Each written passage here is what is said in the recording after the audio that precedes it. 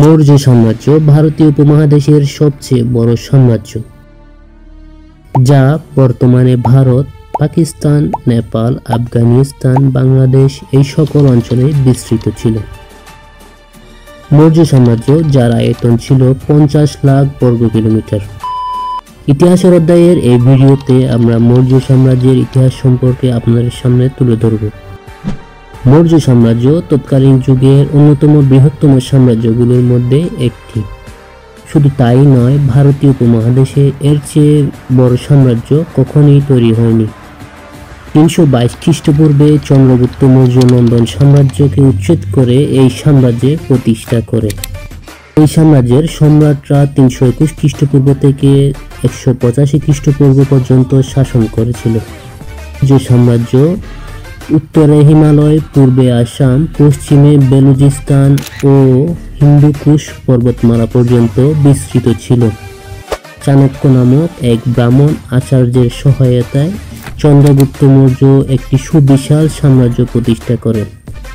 অনুসারে মগধ শাসনকারী নন্দন রাজবংশের সম্রাট ধননন্দন দ্বারা অপমানিত হয়ে চাণক্য নন্দন সাম্রাজ্য ধ্বংস করার প্রতিজ্ঞা করেন।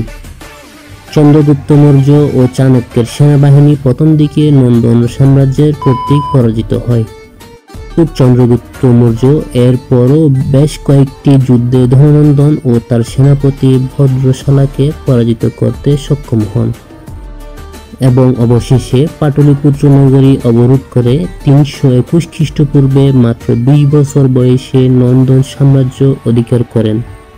323 খ্রিস্টপূর্বে মহান আলেকজান্ডারের মৃত্যুর পরে চন্দ্রগুপ্ত মৌর্য তার সাম্রাজ্য উত্তর পশ্চিম সীমান্তে অবস্থিত মেসিডোনিয়া রাজ্যগুলোর দিকে নজর দেন। আলেকজান্ডারের মৃত্যুর পর ব্যাক্ট্রিয়া ও সিন্ধু নদ পর্যন্ত তার সাম্রাজ্যের পূর্ব দিকের অংশগুলো সেনাপতি প্রথম সেলেউকুস নিকোতারের অধীনে আসে। 305 খ্রিস্টপূর্বে তিনি চন্দ্রগুপ্ত মৌর্যের সাথে যুদ্ধে লিপ্ত হন। চন্দ্রগুপ্ত মৌর্যের কাছে তিনি যুদ্ধে পরাজয় বরণ করেন এবং পরাজিত হয়ে প্রথম সেলেউকুস নিকুতারের সম্রাট চন্দ্রগুপ্তকে আরাকুশিয়া, গেন্ড্রোসিয়া ইত্যাদি সিন্ধু নদের পশ্চিম দিকের অঞ্চল চন্দ্রগুপ্ত মৌর্যর কাছে সমর্পণ করেন। 298 খ্রিস্টপূর্বে চন্দ্রগুপ্ত মৌর্য স্বেচ্ছায় অবসরের পর তার পুত্র বিন্দুসার মাত্র 20 বছর বয়সেই সিংহাসন লাভ করেন।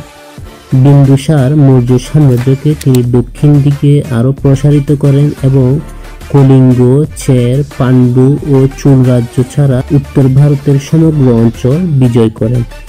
তার রাজত্বকালে তক্ষশিলার আদিবাসীরা 2 বার বিদ্রোহ করে, কিন্তু বিন্দুসারের পক্ষে তা দমন করা সম্ভব হয়নি।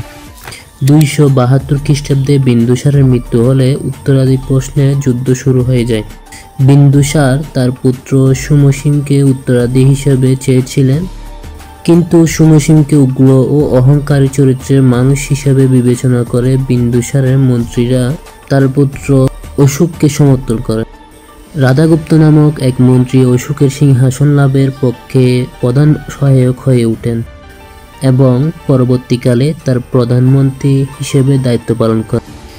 সম্রাট অশোক সিংহাসনে আরোহণের পর তার ভাই সুমসিমকে একটি জ্বলন্ত কয়লা ভর্তি গর্তে ফেলে হত্যা করেন।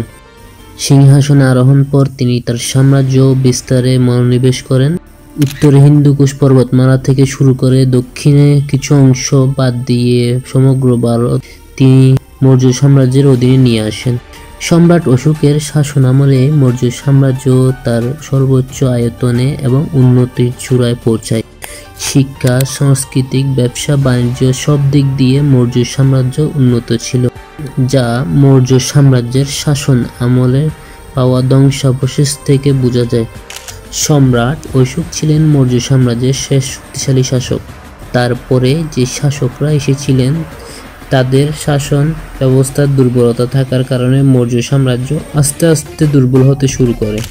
232 খ্রিস্টাব্দে সম্রাট অশোকের মৃত্যুর পর মৌর্য সাম্রাজ্য 50 বছর শাসন আমলে 6 জন মৌর্য সম্রাট মৌর্য সাম্রাজ্য শাসন করেছিলেন।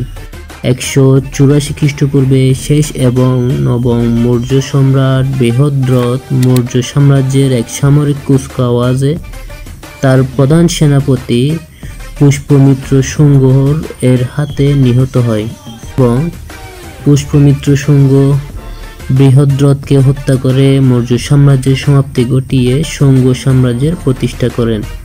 ইতিহাসের অধ্যায়ের এই ভিডিওটি যদি আপনাদের ভালো লেগে থাকে চ্যানেলটি অবশ্যই সাবস্ক্রাইব করবেন এবং লাইক কমেন্ট শেয়ার করে পাশে থাকার অনুরোধ রইল।